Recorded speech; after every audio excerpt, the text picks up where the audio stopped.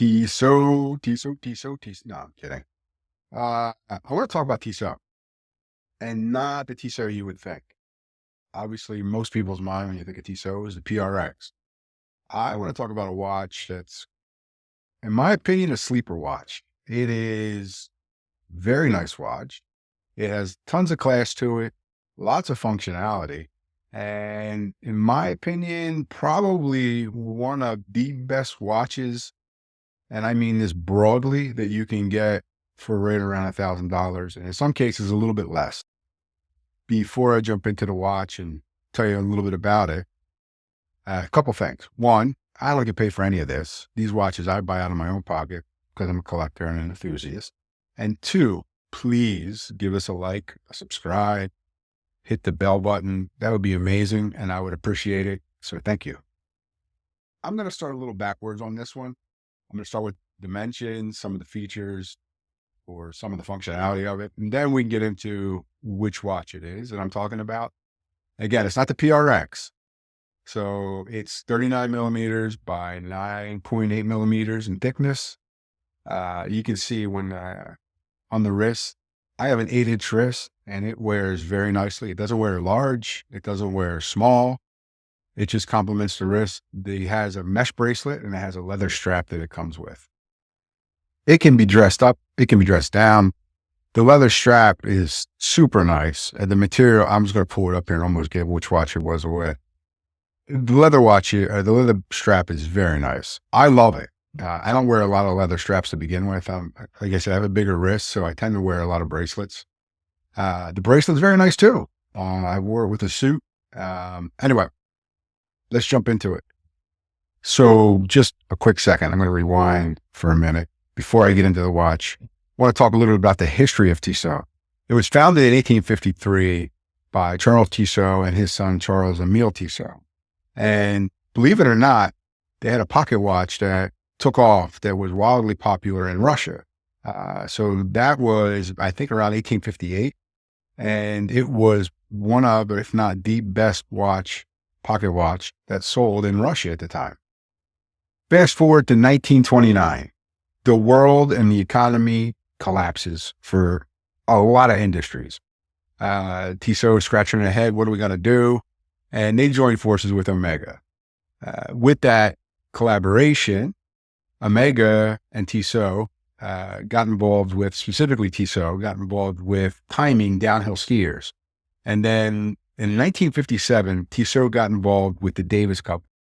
In 1983 and 1985, Tissot was under the group, the holding company, SMH. And then the big change happened. 1998. Besides the end of the 90s, Swatch was presented by SMH, the Tissot name, Tissot brand. And the rest is history. And Tissot has been able to capitalize on that since then. And I think they've only gotten better because of it. And obviously they're able to get the components at a reduced cost and pass along a quality product that is, as Swatch would call it, mid-market range. I think some of these punch up beyond mid-market, but they're awesome. So at this point, I'm sure you're probably either guessing or you've already figured out which watch I'm talking about. And if you haven't, here it is.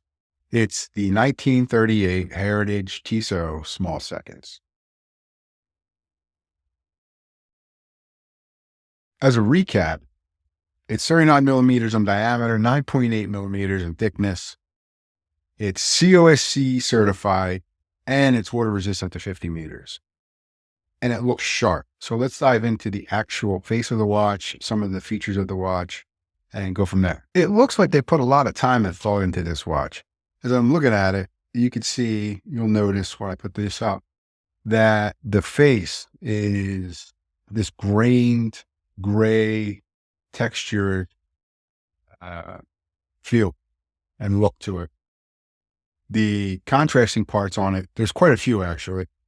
The subdial, the date disc, the railroad minute track, they're all silver. And then you have the hands and the numbers, which are gold. So this has a lot of pop.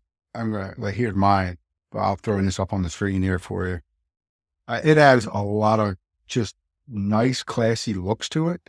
And it really looks good on the mesh. Again, like I said, I like it on the leather strap, and this leather strap is pretty buttery. This watch is a head turner. You can't go wrong with it in any scenario, in my opinion. And I'll just tell you real quick, you can see it or pull it up, but the movement is a 2892 ETA, 27 joules, 4 hertz, has 42 hours of power reserve. And again, like I said, it's chronometer rated. I almost forgot to mention, thank you, Lily, for reminding me.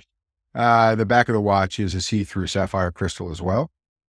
Anyway, the point about this whole thing is you can get this watch for $1,000, $900, $700 if you shop around new. I have I can't remember exactly which model it is. It's the Longines Sector Small Seconds. I think that was right around 2000, maybe a little bit more here or there. This is equally as good as a watch, in my opinion, as the Longines that I have. And for a half, maybe less than that, the cost of it, there is, in my opinion, no way you go wrong with this. I mean, between the polished bezel, the contrasting discs and the contrasting colors of the hands and the numbers, it is perhaps one of the nicest watches I own, in my opinion, especially at this cost.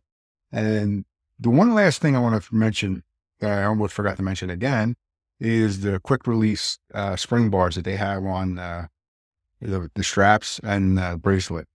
Again, making it really simple. You're not fighting with the bracelet. You're not fighting with the strap to try to get it on and off. You don't need a special tool. It's very handy. I do quick changes quite a few times, just depending on what I'm wearing. But again, I end up pretty much keeping the leather strap on most of the time. Thoroughly enjoy the watch. Can't recommend it enough. Like I said, didn't get paid for this. This is my own watch out of my own pocket with my own money. Anyway, I appreciate you watching. If you wouldn't mind, subscribe, like, hit that bell one more time. And until the next video, thanks.